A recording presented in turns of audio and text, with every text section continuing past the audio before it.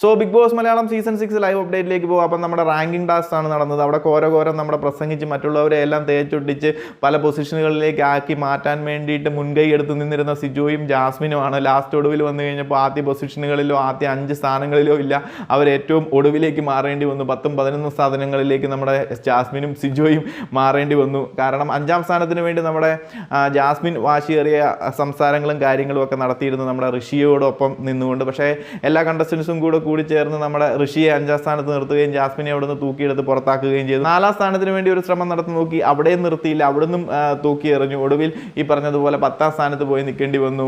അതിൻ്റെ ഇടയ്ക്ക് ഒത്തിരി സമയങ്ങൾ ഉണ്ടായിരുന്നു. ഈ പറഞ്ഞതുപോലെ വാശി പിടിച്ച് അവിടെയൊന്നും നിൽക്കേണ്ട കാര്യമൊന്നും ഇല്ലായിരുന്നു. കാരണം ഒരു പൊസിഷനിൽ മാത്രം നിന്ന് അതിൻ്റെ ഇടയ്ക്കുള്ള ഏതെങ്കിലും സ്യൂട്ടബിൾ ആയിട്ടുള്ള പൊസിഷനിൽ ആദ്യം തന്നെ ബുദ്ധിപൂർവ്വം പോയിട്ട് കൈകാര്യം ചെയ്ത് നിന്നിരുന്നെങ്കിൽ അവിടെ നിൽക്കാമായിരുന്നു.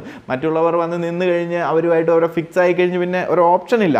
അതുപോലെ തന്നെയാണ് സിജോയും 1ാം സ്ഥാനത്തിന് വേണ്ടി വാശി പിടിച്ച് നിന്നു. അന്ന് അവസാനം സമയം പോയ ഒരു അവസരത്തിലെങ്കിലും സിജോയ്ക്ക് ഒരു ബുദ്ധിപൂർവ്വമായിട്ടുള്ള ഒരു കളി നടത്താമായിരുന്നു. അവിടെ ജിൻഡോയും 1ാം സ്ഥാനത്തിന് വേണ്ടി ഉണ്ടായിരുന്നു. എന്നാൽ 2ാം സ്ഥാനത്തിന് വേണ്ടി നിന്നിരുന്ന നോറയായിരുന്നു. വേറെ ആരും അവിടെ നിലവിലില്ല.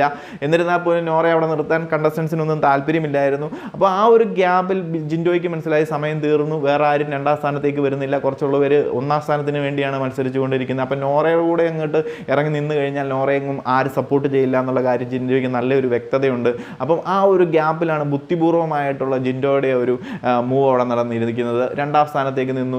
ജിൻഡോയെ എല്ലാവരും സപ്പോർട്ട് ചെയ്ത് നോറയെ ആരും സപ്പോർട്ട് ചെയ്തില്ല. നോറ 9ാം സ്ഥാനത്തേക്ക് പോകേണ്ടതായിട്ട് വന്നു. സിജോ ആണെന്നുണ്ടെങ്കിൽ 1ാം സ്ഥാനത്തിന് വേണ്ടി നിന്നു, ആരും സപ്പോർട്ട് ചെയ്തില്ല. സിജോയ്ക്ക് 11ാം സ്ഥാനത്തേക്ക് പോകേണ്ടി വന്നു. അഭിഷേകിനെയാണ് 1ാം സ്ഥാനത്തേക്ക് വിട്ടത്. അപ്പം എല്ലാവരെയും തേച്ചൊട്ടിക്കാനും അതുപോലെ തന്നെ വമ്പൻ പ്ലാനിങ്ങുകളൊക്കെ നടത്തിയ സിജോയ്ക്ക് ലാസ്റ്റ് ഈ പറഞ്ഞതുപോലെ 11ാം സ്ഥാനത്തേക്ക് വാചകം പിടിച്ച് കൈകാര്യം ചെയ്തുകൊണ്ടിരിക്കുന്ന നമ്മുടെ ജാസ്മിനും 10ാം സ്ഥാനത്തേക്ക് പോകേണ്ടി വന്നു. മൊത്തത്തിൽ പറഞ്ഞു കഴിഞ്ഞാൽ സിജോയും ജാസ്മിനും അടപടലം 3G ആയി എന്ന് തന്നെ നമുക്ക് പറയാം. അപ്പോൾ കൂടുതൽ അപ്ഡേറ്റുകളുമായി മറ്റൊരു വീഡിയോയിൽ കാണാം.